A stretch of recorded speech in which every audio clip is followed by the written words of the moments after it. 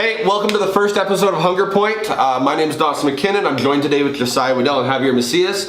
We're going to be talking on a couple points about selecting a business, being an entrepreneur, starting a new company. So Javier, you want to start us off on a couple things? Yeah, so the one big thing starting a new business is you got to look at what's your available growth. Do you have the growth in a new industry or is it an older industry? You have to look at a bunch of different things coming around of also like location, like Josiah, you got. Yeah, you'd have to look at location, see if there's even a spot for anything to happen. I know with our industry, there is no available openings so far in any other provinces. So this was the one and only place that we had to move out of Calgary and come here.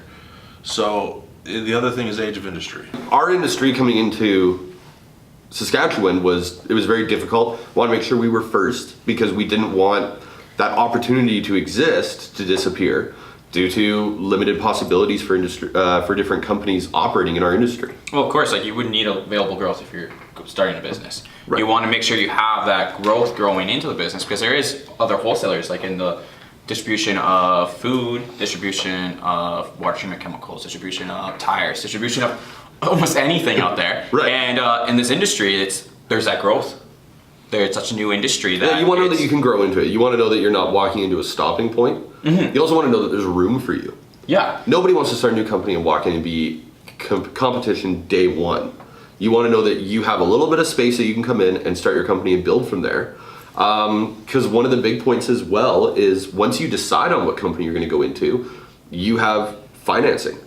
So you have the monetary side of it. So like for instance on us, another big one's advertising. Financing and advertising. Right. To get your name out there. So you got to put a lot of money behind what you're doing. Like for us, we put all of our own money together. We were able to get an outside investor to come in, but still there was some tight points for sure. But we knew that we had the money to get through it. And like you can get it through friends and family, bring in your own money. There's federal grants you can go through. Mm-hmm. So there's lots of ways to get money, but you have to get that planned out almost immediately. So if you want to go into the cannabis industry, you can't go to a bank. No bank will give you a loan. Deny you. Right. That or your rate's going to be higher than you can actually afford. Right. Whereas, let's say you want to go into a retail location, you want to do clothing. Mm-hmm.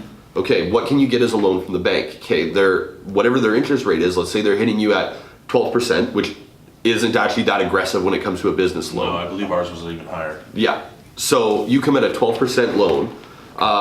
Can you build your business, bring it up to the point that you can open that door and start selling product, and then run margins that are heavy enough that you can pay that loan?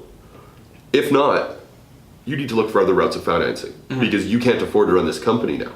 Yeah. So that's just one of the things you got to work at. But like even speaking on like the marketing side of it, that gets so expensive so quick. Oh, well, not even just that. You got to make sure you're allowed to be able to market what you're selling. But like I know definitely in the cannabis industry, it's the hardest thing. You can't market anything. Mm-hmm. So it's trying to get people knowing who you are out there without having your marketing backup. Like you got to know the rules and regulations, and there's just all this money in the marketing right now that in the cannabis industry that people are not able to use. But it's also knowing that you need that equipment, you need that gear. Like the person who sits there and says, I'm going to put together an Instagram page and I have 110 followers and I'm going to build a massive following through my page.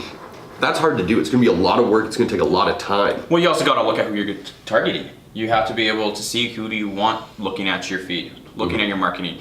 You got to be able to target that right amount of right demographic. Where you're going. Yeah.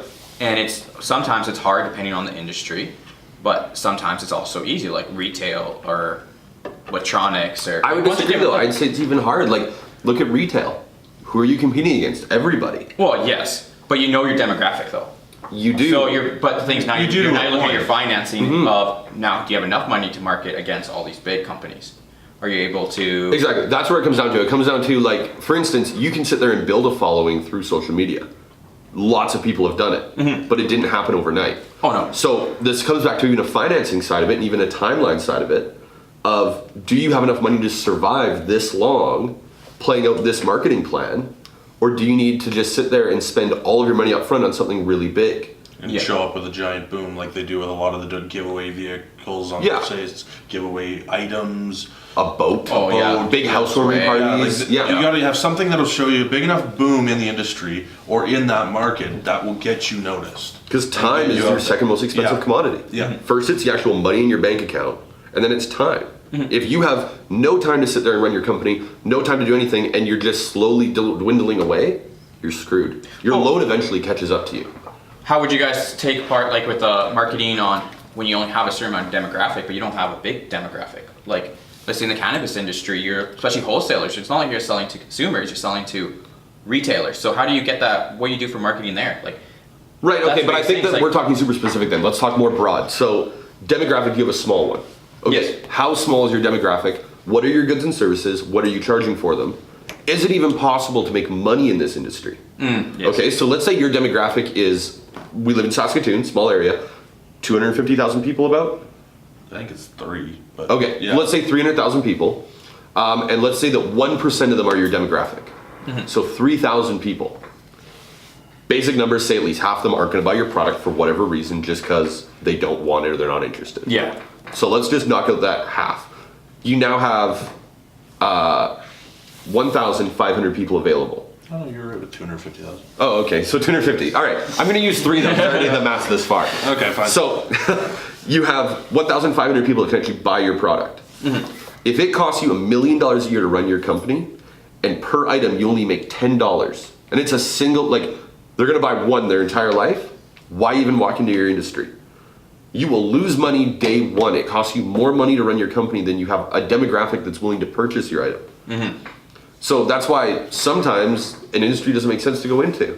And you need to sit there and go, okay, like, what are we looking at? Going into a community that is mostly retirees and young children is not the place to go in and start selling motorbikes. Oh no.